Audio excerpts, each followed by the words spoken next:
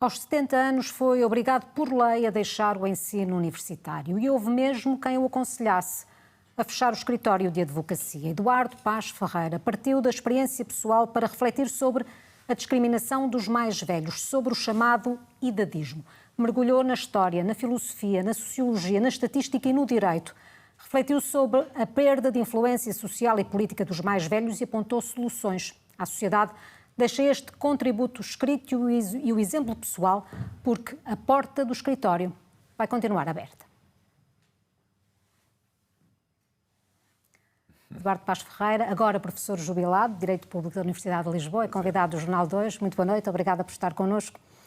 Professor, comecemos por caracterizar o fenómeno. Diria que o idadismo é comparável ao racismo e ao sexismo?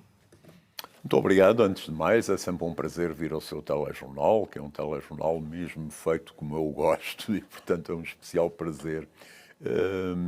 É evidente que o idadismo não tem o grau de gravidade que tem, infelizmente, o racismo e, porventura, também o sexismo. Mas é uma forma muito semelhante a esses outros dois ismos de afastar pessoas, de criar separações, arrumações, divisões que não deviam existir na sociedade.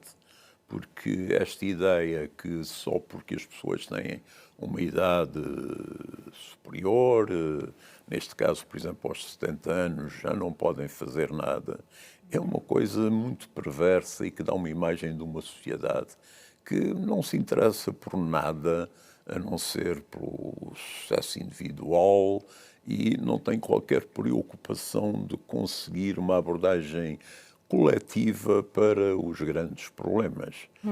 E na base desta discriminação, professor, cita a ganância e o egoísmo. Na raiz do problema estão essencialmente questões económicas ou não? Bom, repare, há muitas formas de idadismo, há as formas que conduzem as pessoas a ficarem em situações económicas muito difíceis, por vezes estão ligadas, aliás, a situações de burlas financeiras, digamos, de um maltrato financeiro dado aos mais idosos. Mas depois temos toda uma outra série de aspectos que são, digamos, o do afastamento dessas pessoas da sociedade e da intervenção. As pessoas tendem a pensar nos idosos como um apoio para os netos e pouco mais, eles que fiquem lá por casa, que não deem muito trabalho. Ora, o que acontece é que muitas destas pessoas estão em perfeitas condições para darem uma excelente ajuda à sociedade, podem não ter a energia que tiveram antes, mas mesmo aí muita coisa mudou, digamos, os 70 anos de agora estão muito longe dos 70 anos de há 40 anos ou 30 anos. São uma idade ainda relativamente jovem, embora isso pareça um pouco de autodefesa, mas não me incomoda muito a ideia. Depois há uma coisa muito desagradável às vezes, que são os estereotipos e os preconceitos que são lançados contra os idosos. A ideia que eles não ouvem, a ideia que eles não percebem pensamentos mais elaborados. E até o idadismo digital, como refere no seu livro. Há um capítulo muito interessante que tem a ver com o papel dos mais velhos nas diferentes sociedades. Na Ásia já está a perder essa relevância. A África é ainda o único reduto, mas também aí está a mudar. Também está a mudar, o que é uma grande pena, porque, enfim, na grande desgraça africana, nas grandes dificuldades com que o continente africano tem vivido, um dos aspectos que permitiu aguentar foi o aspecto da união familiar estruturada em torno dos mais velhos. E eram esses mais velhos que, com a sua sabedoria, conseguiam aguentar as famílias, conseguiam traçar orientações para aquilo que devia ser feito e os familiares mais novos tinham um grande respeito por eles.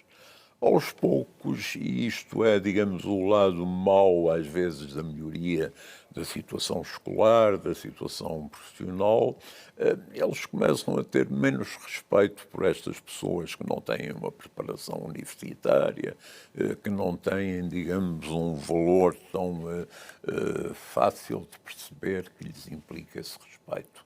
Mas mesmo assim não tenho qualquer dúvida que o respeito continua a ser uma característica. Aliás, há uma pequena história familiar que eu conto e que é um pouco exemplar. Mãe da minha mulher, que é angolana, portanto, há uns meses fez 100 anos. Nós fizemos uma grande festa, muito bonito fazer 100 anos. Aliás, cada vez há mais pessoas que ultrapassam os 100 anos, que antigamente era uma raridade absoluta, e vieram centenas de pessoas de todo o mundo para lhe prestar homenagem. Ela é assim uma espécie de matriarca da família. A ela provavelmente seguirá a Francisca, que já tem uma grande vocação para apoiar toda a família, embora não seja necessariamente a mais velha a seguir a ela, mas tudo indica. E foi uma coisa comovente ver que aquelas pessoas, muitas das quais, algumas sim, têm muito dinheiro, mas outras não, compravam bilhetes, vinham cá só para estar lá, para mostrar o respeito, a ternura. E tal. Que é o que nos distingue, na verdade. É verdade, não é? Professor, é sempre um gosto conversar consigo. Obrigada. Consigo, e relativamente à à questão, se deve fechar a porta, não deve fechar a porta. Ainda contamos muito consigo, seguramente. Obrigada. Muito obrigado. Noite, já agora, trabalho. se me permite só dizer mais uma pequena coisa, por fechar, não fechar a porta, vou lançar o livro no próxima quarta-feira, dia 28, na FNAC Colombo e, enfim, todos os que quiserem ver uma porta aberta, que venham. Muito obrigado. Está feito o convite. Obrigada. Boa noite. Boa noite.